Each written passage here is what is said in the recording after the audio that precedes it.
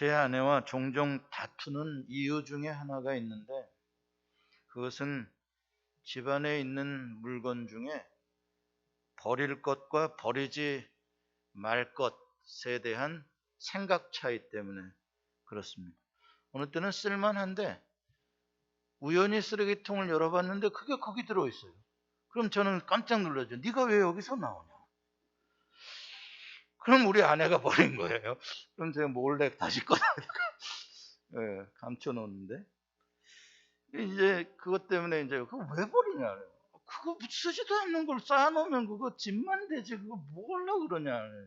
제 아내의 주장은 1년 이상 안 쓰는 것들은 거의 안 쓰더라 이 말이에요. 그러니까 그거 쌓아놓으면 계속 집은 좁아지고 지저분해지니까 버리자는 거예요. 그럼 저는 야 아깝다, 언제 쓸 수 있을 수 있는데 그거 놔두면, 그러고서는 이제 합니다. 그러면 또 제 아내가 꼭 그 싸우고 끝날 때 한 말이 있어요. 당신 안 버린 것만 해도 감사하고 살아. 그렇게 이야기해요. 동의합니다. 예, 동의해요. 여러분은 어느 쪽이세요? 뭐 1년 이상 안 쓰면 버려야 되는 쪽이세요? 아니면 그래도 좀 언제 쓸지 모르니까 좀 쌓아놔 봐야 되는 쪽이세요? 예. 여러분들이 이사를 이렇게 해보시면 우리가 한 10년 이상 살던 집을 떠나서 이렇게 이사를 할 때 보면은 참 신기합니다. 저는 이삿짐 차가 남아도는 이사는 거의 본 적이 없어요. 이삿짐에 전화해가지고 우리 지금 얼마 안 되거든요. 작은 차 와도 되고요. 막 이렇게 해놓습니다.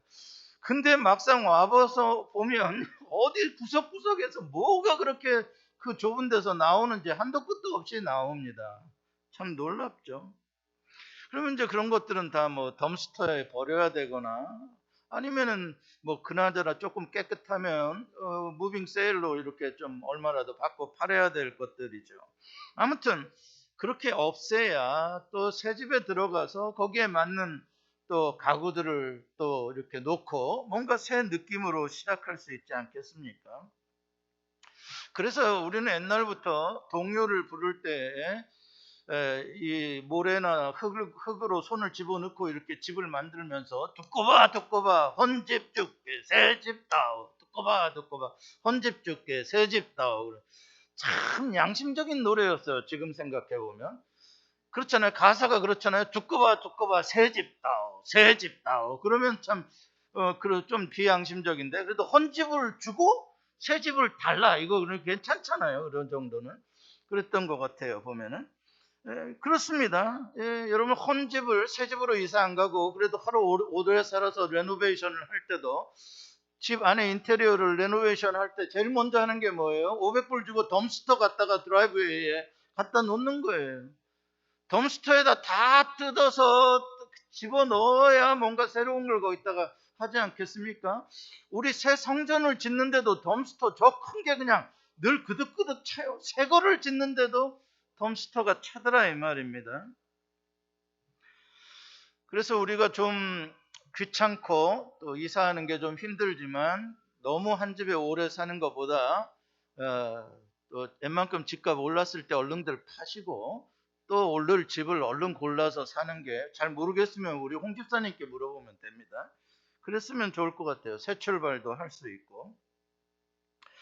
오늘 본문 이야기는 여러분들이 너무나 잘 아시는 이야기입니다. 야이로라는 회당장의 죽은 딸을 살려주시는 사건인데, 그 사건 중간에 샌드위치처럼 혈루증 걸렸던 여자가 예수님의 옷에 손을 대고 낫는 그런 이야기가, 기적의 이야기 두 개가 함께 나옵니다.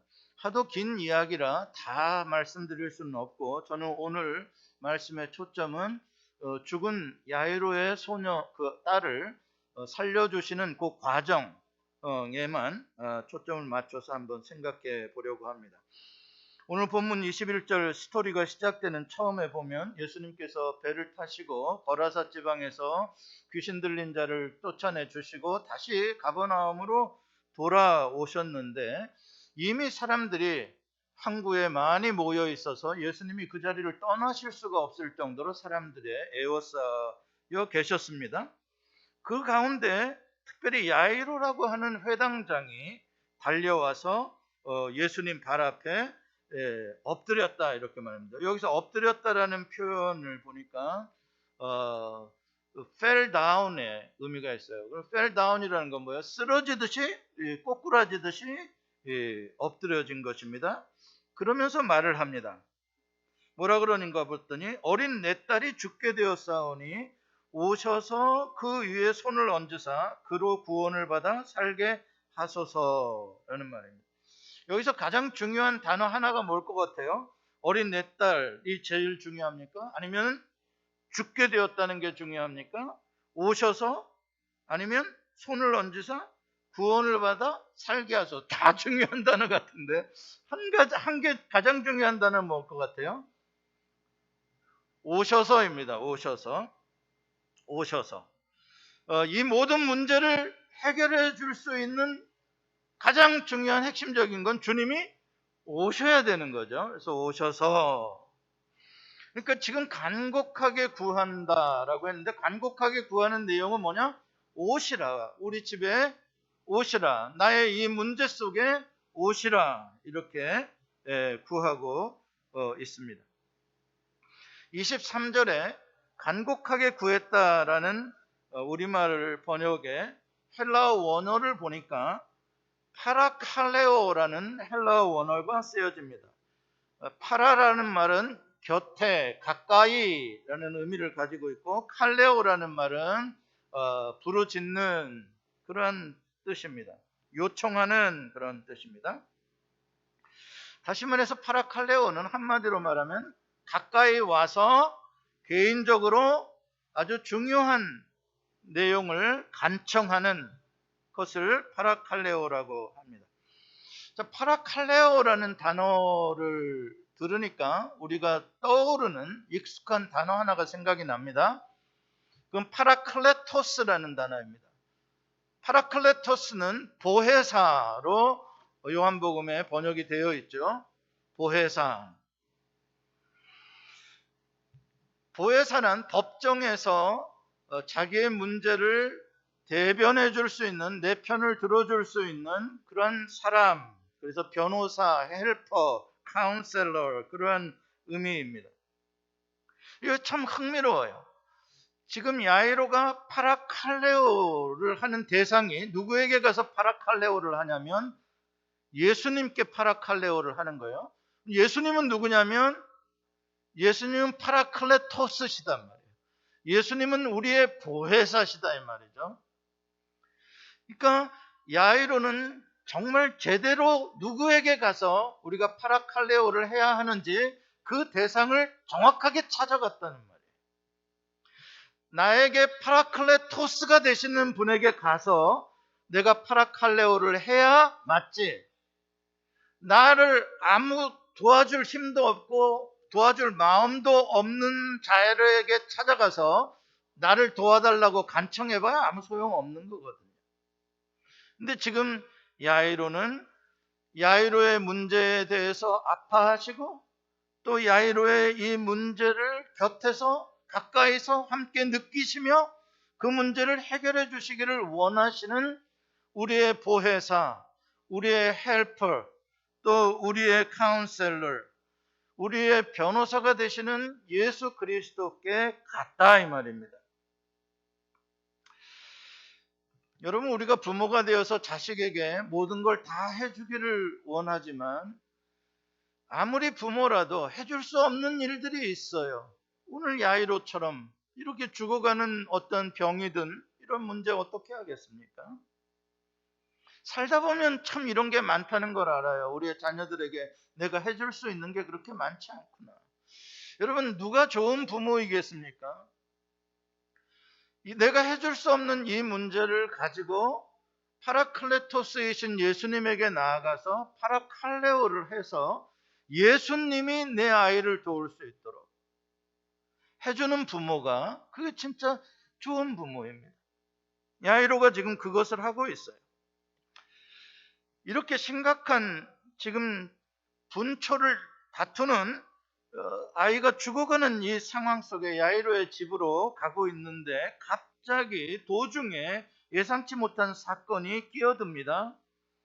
열두의 혈루증으로 앓던 여자가 무리 가운데 끼어서 몰래 뒤로 접근해 와서 예수님의 옷에 손을 대었고, 예수님은 그 순간에 예수님의 능력이 나가신 것을 알았고 그 여자는 즉시 병이 나았습니다. 아무튼 여차저차하는 그 사건 가운데 시간이 지체가 되어버렸어요. 그래서 35절에 보니까 그 여자에게 예수님이 아직 말씀을 하고 있는 도중인데 회당장의 집에서 사람들이 와가지고 회당장에게 당신의 딸이 죽었습니다 라는 보고를 하는 거예요. 그러니까 더 이상 이 예수라는 사람을 데리고 올 필요가 없습니다. 이 사람 더 이상 괴롭히지 마십시오. 끝났습니다. 이 보고를 하는 거예요. 여러분, 인생에서 이때가 진짜 중요한 위기의 순간이죠. 끝났다라는 보고를 들었을 때, 이때 대부분의 사람들은 정말 끝나버립니다. 그냥 바로 포기하고 원망하기 시작하겠죠. 이 양반아, 내가 그렇게 급하다고 내 딸 죽어간다고 하지 않았어? 응? 중간에서 지금 이게 무슨 짓거리요? 응? 이 여자는 왜 끼어들어서 이렇게 내 딸을 죽게 하는 거야? 사람들 대부분 그런 식으로 반응을 해요. 예수님이 얼마나 이 보고를 들으시고 난처하셨겠어요? 예수님 때문에 어찌 보면 좀 지체가 되고 있는 건데, 또 당사자인 야이로는, 이 소녀의 아버지는 얼마나 슬프고 얼마나 다리가 후들거리고 낙심이 됐겠어요? 자, 이 순간의 장면을 여러분들 상상해 보세요. 많은 사람들은 완전히 어리둥절해집니다. 그 딸이 죽었다네. 어떡하나. 그렇죠? 웅성웅성. 지금 중간에 12의 혈루증으로 앓던 여자가 뭐 병이 나았다고 막 하는 것도 지금 놀라운 일인데, 거기다 더 놀라운 일이 하니까 지금 사람들이 정신이 하나가 없어요. 여러분, 그런 상황에서 예수님의 초점은 누구에게 맞춰져 있는지 아세요? 예수님은 누구를 바라보고 계실 것 같아요? 예수님은 야이로를 바라보고 계세요. 당사자죠. 이 모든 상황 속에 야이로가 어떤 생각을 가지고 있을까? 야이로는 지금 어떤 느낌일까? 예수님의 관심은 야이로에게 있어요. 예수님은 불안해하고 두려워하는 야이로를 보고 계셨어요. 그리고 말씀하십니다. 두려워 말고 믿기만 하라. 야이로를 붙잡아 주시는 거예요. 두려움에 엄습되고 절망과 낙심에 눌려버리는 그 야이로를 붙잡아 주시오. 두려워하지 말고 믿기만 하라. 여러분, 예수님께서 이렇게 말씀하시는 건 우리들이 하는 말과는 차원이 다릅니다. 우리도 그런 말 할 수 있죠. 집사님, 두려워 마시고 믿기만 하셔요. 위로가 될 수 있는 말인 거 맞습니다. 그러나 우리는 거기까지밖에 못해요. 우리는 그 사람의 두려움을 해결해 줄 능력이 없는 사람이에요. 그러나 예수님께서 두려워 말고 믿기만 하라고 말씀하시는 건 우리 차원이랑 달라요. 예수님은 진짜 두려워하는 그 문제를 해결해 줄 수 있는 능력을 가진 분이잖아요. 그러니까 그건 무슨 뜻이겠어요? 내가 해결해 줄게, 그 말 아니에요. 내가 해결해 줄 테니 두려워하지 말라, 그 말이죠. 여러분, 혹시 삶에 지금 어려운 문제가 있고 끝난 것 같고 그런 상황 속에 계시더라도 오늘 이 말씀이 야이로에게 주신 말씀이 아니라 여러분에게 주신 말씀으로 받으시길 바랍니다. 이 집사님, 두려워하지 마시고 믿기만 하세요. 주님이 주시는 말씀. 여러분, 우리가 예수를 왜 믿습니까? 우리가 왜 하나님을 믿어요? 우리의 힘으로 다 해결할 수 있고 내가 노력하면 되는 일이라면 왜 하나님이 필요합니까? 인생을 살아보면 내가 할 수 있는 일은 정말 적고요. 너무 할 수 없는, 감당할 수 없는 일들이 많잖아요. 당장 죽음의 문제도 그렇고요. 그러니까 하나님이 필요하죠. 그러니까 하나님을 믿죠. 왜? 하나님이 그걸 해결해 주실 수 있는 분이니까요. 그분은 전지하시고 전능하신 분이시고 나를 위하여 독생자를 내어주시기까지 모든 걸 하실 수 있는 분이니까요. 예수님께서 우리를 초청하시며 말씀해 주세요. 수고하고 무거운 짐진 자들아 다 내게로 오라. 내가 너희를 쉬게 하리라. 주님이 그 짐을 해결해 주실 수 있으시다는 거예요. 너희의 모든 짐을 다 주께 맡겨버리라. 이는 저가 너희를 권고하심이라. Cast all your burdens onto Jesus. 다 맡겨버려. 오늘 본문에도 야이로에게 말씀하셨어요. 두려워 말고 믿기만 하라. 따라서 한번 해보세요. 두려워 말고 믿기만 하라. Stop fearing. Keep on believing. 이게 아주 우리의 마음 속에 늘 맴돌아야 되는 단어예요. 늘 우리의 삶 속에 늘 주님의 메아리로 들려야 되는 단어예요. 두려워 말고 믿기만 하라. 두려워 말고 믿기만 하라. 왜냐하면 우리의 마음 속에는 늘 믿음의 전사와 두려움의 전사가 두 워리어가 늘 싸울 우리의 마음 속에. 그냥 가만히 있으면 자동으로 두려움의 전사가 커져서 믿음의 전사를 몰아내버려요. 그러나 우리가 의지적으로 믿음의 전사에게 힘을 주고 믿음의 전사를 신뢰하면 믿음의 전사가 힘을 내서 두려움의 전사를 몰아내요. 이 원리가 우리의 마음속에 늘 작동하고 있는 거예요. 그래서 주님께서 두려움을 몰아내고 두려움을 하지 말고 믿기만 하라라고 말씀하십니다. 예수님께서 그 순간부터 사람들이 자기를 따라오는 것을 멈추게 하시고 또 나머지 제자들도 더 이상 따라오지 못하게 하시고 오직 베드로와 야고보와 요한 3명의 제자만을 데리고 야이로와 함께 야이로의 집으로 향하여 가십니다. 예수님께서 종종 사역을 하실 때 유독 베드로와 야고보와 요한 이 3명의 제자들을 데리고 따로 하시는 일들을 종종 보게 됩니다. 이 12명의 제자 중에 3명만 특별히 이렇게 예수님하고 가까이 있는 것처럼 보이면은 나머지 9명이 좀 기분 나쁠 수 있지 않겠습니까?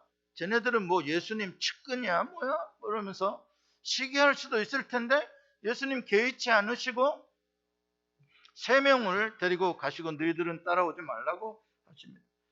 왜 예수님께서는 굳이 그렇게 사역을 하시는지에 대한 것은 우리가 좀 생각해 볼 일입니다. 오늘은 제가 그걸 다 말씀은 못 드리겠고요. 오늘 나머지 이야기를 통해서 우리가 간접적인 답을 얻을 수 있을 것입니다.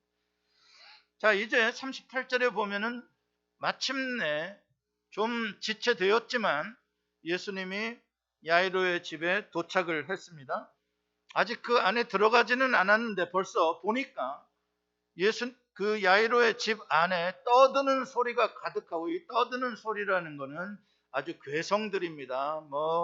여러분 아시죠? 중동 지방에 사람이 죽으면 별소리 다 나오잖아요. 귀신 소리 같은 소리들도 지르고 별소리들이 다 나오잖아요. 그 떠드는 소리, 그리고 울고 심히 통곡하는 그런 것으로 가득 차 있는 거예요. 이게 무슨 뜻이겠어요? 이미 많은 사람들이 벌써 조문하러 온 거예요. 이미 많은 사람들이, 동네 사람들이 모여서 울고 떠들고 심히 통곡하는 소리라는 말은 애곡꾼이라고 있어요. 여러분 아시듯이 전문적인 그 상갓집에서 울어주는 사람이죠. 그래서 다른 사람의 슬픈 감정을 더 북돋아주는, 그게 이제 고인을 잘 모시는 그런 예의로서 돈을 주고 애국꾼을 삽니다. 애국꾼의 소리가 들렸다는 거예요. 다시 말해서 야이로가 예수님께 찾아오는 그 시점에 이미 그 집에서는 그 아이가 죽을 줄로 어느 정도 예상하고 어느 정도 장례식 준비를 하고 있었다는 그런 뜻입니다. 예수님이 이제 그 가운데로 들어가셔요. 그리고 거기서 울고 떠들고 하는 그 많은 사람들에게 이렇게 말씀하세요. 한번 같이 읽어볼까요? 시작. 너희가 어찌하여 떠들며 우느냐? 이 아이가 죽은 것이 아니라 잔다. 한마디로 말해서 조용해라 이 말이에요. 여러분은 이 예수님의 말씀을 듣고 조용해질 것 같습니까? 안 조용해질 것 같습니까? 너희가 어찌하여 떠들며 우느냐? 이 양반아, 애기가 죽었다고 지금 안 떠들고 안 울게 생겼어 지금. 무슨 소리라는 거야 지금. 몰라서 물어 그걸 말이라고 해? 죽은 것이 아니라 잔다고? 이 양반아, 우리가 사람이 죽었는지 자는 건지도 구분을 못하는 사람들이야. 여기 있는 사람들이 전부 다. 어? 무슨 소리야? 비웃을 수밖에 없는 말씀을 하셨어요, 주님이. 비웃을 수밖에 없는, 말도 안 되는 소리를 하고 계시는 거예요.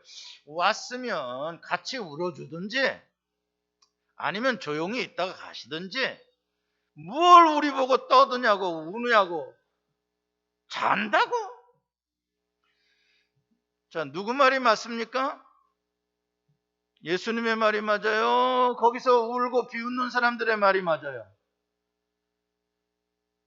거기서 울고 비웃는 사람의 말이 맞아요. 100번 맞아요. 그럼 예수님 말씀은 틀렸나요? 아니요, 예수님 말씀도 맞아요. 어떻게 그렇게 되나요? 예수님은 죽은 자를 살리실 수 있으니까, 죽은 자가 살아나면 죽었다가 살아났다고 생각할까요? 그때까지 잠깐 잠잤다고 생각할까요? 네, 다시 깨어났으면 잠잔 거죠. 여러분 맨날 죽었다가 아침에 다시 살아나세요? 잠잔 거죠.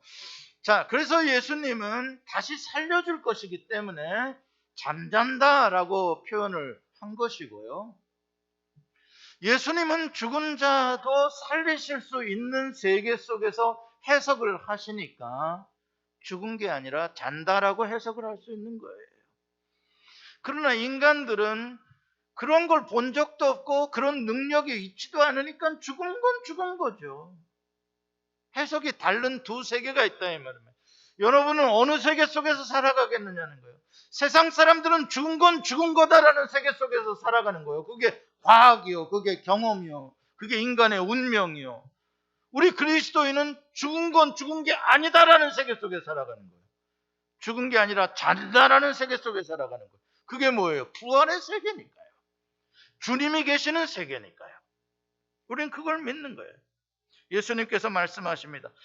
나는 부활이요. 같이 한번 읽습니다. 시작. 나는 부활이요 생명이니 나를 믿는 자는 죽어도 살겠고 무릇 살아서 나를 믿는 자는 영원히 죽지 아니하리니 이것을 내가 믿느냐? 여러분, 여기에 인생의 해답이 있고 이걸 믿음이라고 하는 거예요. 이것을 내가 믿느냐? 이 세계 속에서 살아라 이 말이에요. 죽은 자를 장례하는 거는 죽은 자들에게 맡기고 산 자는 산 자의 세계 속에 살아가라 이 말이죠. 그렇죠? 인생의 해답이 거기에 있는 거예요. 우리는 죽어도 예수님이 계시면 산다는 것을 믿고 살아가는 거고요. 그렇죠? 우리는 아무것도 없어도 주님이 계시면 창조해 주시는 있는 삶을 사는 것이고요. 우리는 병들어도 주님이 계시면 고쳐주시고요. 우리는 불행해도 주님이 계시면 행복해지는 것이고요. 5번 남편에게 버림받고 6번째 동거하며 사는 사마리아 수가성 여인의 그 한심스러운 삶 속에, 불행한 삶 속에 주님이 들어오시니까 기뻐서 뛰는 삶으로 바뀌잖아요. 주님이 계시는 세계. 자, 40절에 보면 예수님께서 비웃는 자들을 다 내보내신 후에 아이의 부모와 3명의 제자만을 데리고 그 소녀가 죽어 누워있는 방으로 들어가셨습니다. 이 장면이 저는 오늘 제가 여러분들과 집중해서 초점을 맞추려고 하는 장면입니다. 비웃는 자들을 다 내보내신 후에, 그들을 다 내보내신 후에, NIV 번역에 보니까 after라는 말은 후에라는 말이죠. Put them all out. Put out. 그들을 다 밖으로 밀쳐 내보냈다 말이죠. All. Put them all out. 그들을 다 내보내신 후에 댐이 누구예요? 그들이 누구예요? 거기서 떠들고 울고 불고 난리를 치던 사람들, 예수님을 비웃고 예수님의 말씀을 전혀 믿지 않던 사람들, 지금 야이로의 집을 슬픔으로 절망으로 실망으로 가득 채우고 있는 그 사람들, 그 사람들의 절망의 외침 울음소리 때문에 그냥 일반 사람들도 그냥 거기만 들어가 있으면 그냥 저절로 슬퍼지고 그냥 저절로 절망하게 되어질 수밖에 없는 그 분위기를 주도하고 있는 자들, 그들을 말하는 거예요. 여러분, 이것은 너무나 중요한 이야기예요. 어떤 사람은 자기의 마음속에 이러한 것으로 가득 차 있는 사람이 있어요. 마음속에, 영혼 속에 슬픔으로 가득 차 있고 절망으로 가득 차 있고 실망으로 가득 차 있고 원망으로 가득 차 있고 죽음으로 가득 차 있는, 부정적인 생각으로 가득 차 있는, 여러분 그런 사람 만나본 적 있지 않으세요? 저 사람은 언제 만나도 똑같아. 한결같아. 또 죽는 소리야. 또 죽는 소리야. 또 원망하는 소리야. 또 누구 미워하는 소리야. 이거는 또 뭐가 잘못됐고 저건 또 뭐가 어떻게 1년 전에도 그렇고 3년 전에도 그렇고 10년 전에도 그러는데 똑같냐고요. 정복당한, 부정적인 생각에 정복당해버린, 마음도 정복당하고 영혼도 정복당해버린 사람. 그런 가정도 있습니다. 제가 보면 그 집에 들어가면요 깜깜해요.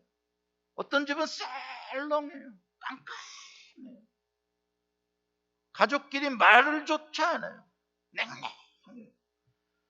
그래도 뭐 죽이네 살리네 싸움이라도 하면 그래도 좀 나.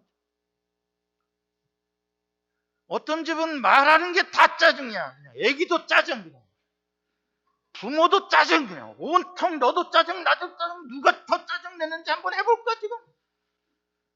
그걸로 가득 차 있는 거예요. 교회도 그런 교회가 있어요. 이거는 이래서 안 됩니다. 저래서 안 됩니다. 못합니다. 이건 왜 이따위로 했습니까? 왜 이것밖에 하지 못합니까? 왜 이렇습니까? 온통 그걸로 그냥 가득 차 있는 교회. 무슨 소문으로 가득 차 있는 교회. 뭐 시끄럽게 떠들고 누가 이랬대 누가 저랬대 뭐 어쩌대면 삼자 대면을 해요. 도저히 그냥 가득한 걸로 가득 차 있는 교회. 그런 걸로 가득 차 있는 사회와 국가도 있어요. 늘 무슨 카더라 통신에 무슨 유튜브 방송에서 그러는데 이것을 빨리 지금 100명에게 빨리 전달해라고 하는 거, 그냥 거기에 얼마나 잘 순종을 하는지 그냥 부지런히 전달을 해주고, 지금 큰일 났다. 미국이 그냥 계엄령 선포돼가지고 미국이 지금 난리가 났다. 그냥 어떻게 떠들어대는 소리가 많은지. 한국이 이미 이 공산당이 다 점령을 해가지고 이미 김정은이 나라가 다 돼버렸어. 한국이 왜 이렇게 시끄럽게 떠들고 난리를 치고 울고 불고 하는 건지요. 거기서 무슨 희망이 있냐. 점령당해버려. 예수님이 그들을 내보내셨어요. 내보내는데 보통 조금 내보낸 게 아니라 all out이야. all. 따라서 해보세요. all out. all out. 한 놈도 남기지 말고 싹 내보내라. 여러분 거기 그 집에 가득 채우고 있는, 지금 감정적으로 고조되어져 있는 울고불고 하는 사람들을 다 내보낸다는 게 쉽겠어요? 예수님의 말씀에 순종했겠어요? 예수님을 비웃고 있던 사람들이 저항했겠죠. 네가 뭔데 우리를 나가라 마라 그래? 나가려면 네가 나가. 응? 우리가 뭘 잘못한 게 있다고 우리를 내쫓기는. 그렇죠? 그런데 예수님께서 그들을 다 내쫓았어요. 내쫓아라. all out. 여기 내보냈다라는 말은 원어로 에크발로라 그러는데, 이 에크발로라는 말을 영어로 번역을 한다면, 한국말로 번역을 한다면 몰아내다, 쫓아내다. 영어로 한다면 cast out, drive out. 그러니까 이거는 강제성을 가지고 저항하는 거를 그냥 밀어내는 거를 말하는 거예요. cast out. 언제 이 에크발로라는 단어를 쓰셨냐? 귀신을 몰아내실 때, 귀신 들린 자에게 귀신아 나가라 할 때 에크발로예요. 귀신을 쫓아낼. 요한복음 2장 15절에 예수님께서 예루살렘 성전에 들어가셔서 거기서 장사하는 사람들, 돈을 바꾸는 자들의 상을 뒤엎으시며 그 짐승들을 쫓아내실 때, 내쫓으실 때 똑같은 에크발로를 쓰시는 거예요. 그러고 보니까 이 에크발로 내쫓으시는 것은 예수님께서 지상에 오셔서 하시는 공생의 사역 중에 아주 중요한 사역이었던 거예요. 매우 중요한 의미를 가지고 있었던 거예요. 내쫓는 것이. 왜 그렇게 내쫓는 것이 중요한가? 자, 41절 이후에 보면은 내쫓으신 후에 after입니다. After put them all out 한 후에 예수님께서 야이로의 딸에게 가서서 달리다쿰 소녀에 일어나라 말씀하시니까, 명령하시니까 소녀가 일어나 걷게 되었습니다. 살아났어요. 정말 기적 중에 기적은 죽은 자가 살아나는 거죠. 그 죽음이 쫓겨나가고 생명이 다시 채워지게 된 것입니다. 자, 여기에 힌트가 있는 거예요. 죽음과 생명은 공존할 수 없는 단어예요. 한 공간에 있을 수 없는 단어예요. 죽음이 있으면 생명은 없어진 것이고요. 생명이 있으면 죽음은 없어진 것이지, 죽기도 했고 살기도 했고라는 건 없는 거예요. 죽음이 먼저 정복되지 않고서는 영원한 생명이라는 없는 겁니다. 지금 야이로의 집은 누가 정복하고 있어요? 누가 점령하고 있어요? 그 집을? 죽음이 점령하고 있는 거예요. 절망이 점령하고 있는 거예요. 예수님을 비웃는 모든 그 안에 있는 식구들, 사람들 다 죽음에 정복당한 사람들이에요. 불신, 절망, 원망, 미움, 다 이런 것들은 죽음의 친구들이에요. 예수님께서 다 그것을 그 집에서 몰아내고 새 공간을 만드셔야 거기를 새 생명으로 채울 수 있으신 거예요.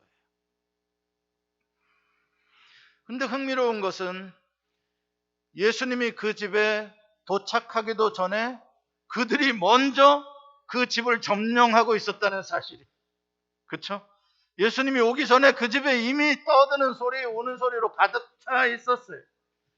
여러분, 이게 두려움의 힘이에요. 불신과 두려움은요, 초청하지 않았는데도 그냥 늑달같이 달라 들어오는 게 불신과 두려움입니다. 우리가 큰 문제를 만나면 제일 먼저 들어오는 게 두려움이에요. 신기하죠?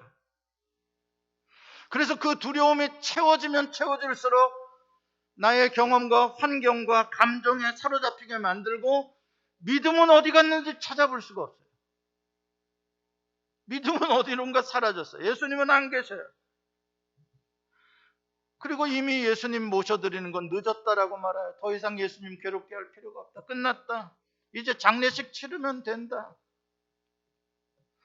여러분, 이때가 아까 제가 제일 중요한 인생의 크리티컬 모먼트라 그랬죠. 그럼에도 불구하고 그 자리에 예수님을 모셔드려야 하는 거예요.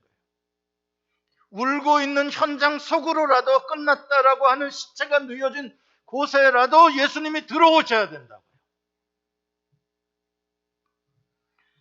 아무리 예수님의 말씀이 믿어지지 않아도 억지로라도 복종해서 내 안에 있는 슬픔, 원망, 미움, 절망, 불만, 불평, 그런 것들을 몰아내야 돼요. 의지적으로 나가라! 명령하시고 몰아내야 돼요. 왜냐하면 그렇게 몰아내야 뉴 스페이스, 새로운 빈 공간에서 주님이 뉴 일을 행하시는 거예요. 이벤트를. 주님이 뉴 미러클을, 기적을 행하시는 거예요. 주님이 행하실 기적의 공간을 불평과 원망과 못된 것들로 가득 채워놓고 있으면 아무것도 일어나지 않는 거예요.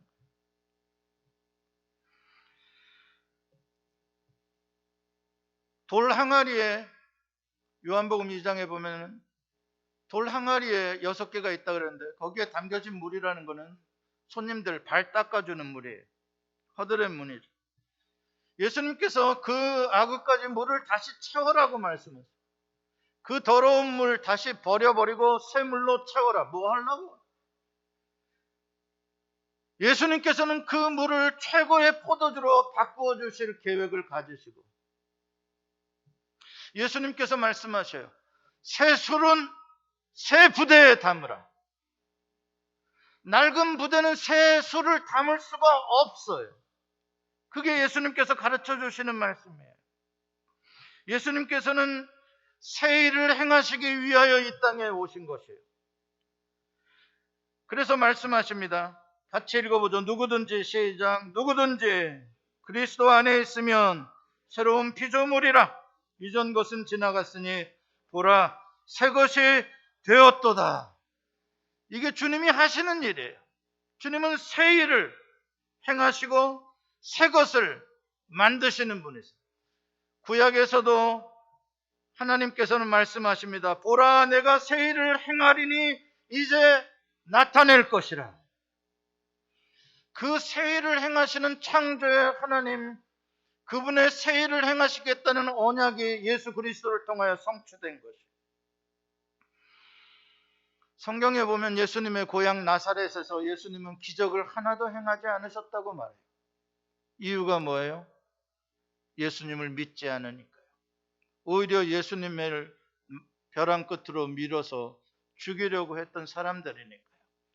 그러니까 예수님께서 사랑하시는 고향이었지만 기적을 행하실 수가 없어요. 왜? 그들에게는 그걸 예수님의 기적을 맞아 드릴 만한 공간이 없는 거예요.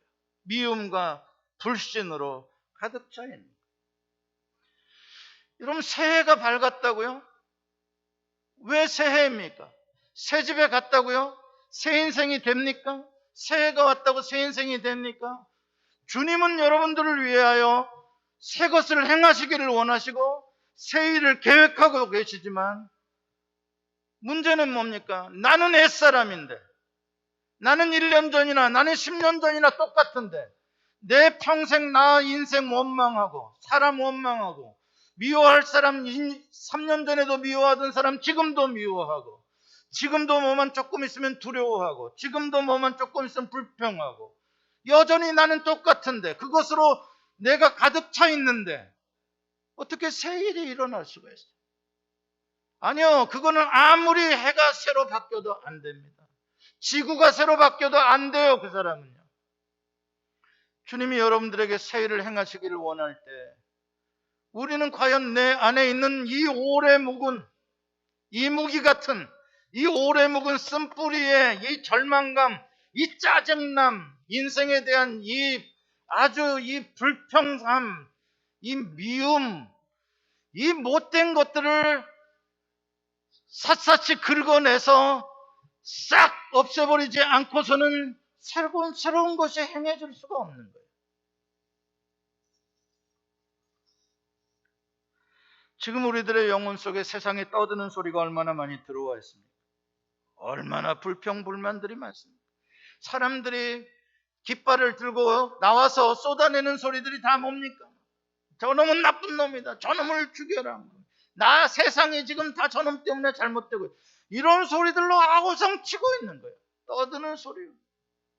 장사가 안 되면 죽겠다. 누구 때문에. 왜 못 모이게 하냐. 막 난리를 치고 있는 거예요. 여러분 이거 내어 쫓지 않고서는 주님이 행하시는 새 시대가 안 옵니다. 주님 그거 내어 새 옷을 입으려면 헌 옷을 벗어야죠. 요한계시록 3장 20절에 이렇게 말씀합니다. 같이 읽습니다. 시작. 볼지어다 내가 문 밖에 서서 두드리노니 누구든지 내 음성을 듣고 문을 열면 내가 그에게로 들어가 그와 더불어 먹고 그는 나와 더불어 먹으리라. 주님이 왜 여러분의 인생의 문을 두드리고 계시겠어요? 내가 네 인생을 새롭게 바꾸어주고 싶다 그러는 거예요. 내가 네 문제 속에 들어가고 싶다 그러는 거예요. 나는 빼놓고 그냥 믿지 않는 거, 불평하는 사람들, 원망하는 사람들 그 속에 같이 그냥 그러고선 살아가지 말라는 거예요. 거기에 문제 인생에 무슨 해답이 있냐 거기에. 해결이 있냐? 너 죽고 나 죽고 밖에 더 있냐 그게. 그런 거 싹 몰아내고 집 청소하고 새 일을 행하시기를 원하시는 예수님만 영접하라 이 말이에요. 그래야 예수님이 바꿔줄 수 있지. 예수님이 내 가정에 들어오면 부부의 문제가 달라집니다. 해결됩니다. 자녀의 문제가 해결돼요. 내 가정에 들어오면 재정의 문제가 해결돼요. 내 가정에 들어오면 미래의 문제가 해결됩니다. 예수님만이 Jesus is the answer, only answer. 예수님만이 길이요 진리요 생명이신 거예요. 새해를 맞아 여러분들에게 간곡히 부탁드립니다. 묵은 쓰레기, 여러분 마음 구석구석에 쟁여놓은 냄새나는 그 쓰레기 더미들, 그 불평, 불만, 짜증, 미움, 원망, 도대체 그거 언제까지 가져가실래? 앞으로 몇 년 더 가져가시면 그 문제가 해결되겠어요? 뭐가 좋다고 그걸 끄리고 다니면서 내 팔자가 이렇다 그러고 누구 탓이나 하고, 그래서 어떻게 새 인생이 시작이 됩니까? 주님도 어쩌질 못해요, 그 사람. 여러분이 정말 마음속에 기도하는 가운데 내 생각에 그런 두려움과 부정적인 생각이 밀려올 때마다 두려워 말고 믿기만 하라. 내게 능력 주시는 자 안에서 내가 모든 것을 할 수 있느니라. 그 믿음으로 몰아내시길 바랍니다. 내어 쫓으시길 바랍니다. 그리고 주님이 행하시는 새일의 기적을 여러분 모두 다 체험하시는 한 해가 되시기를 축원합니다. 기도하시겠습니다.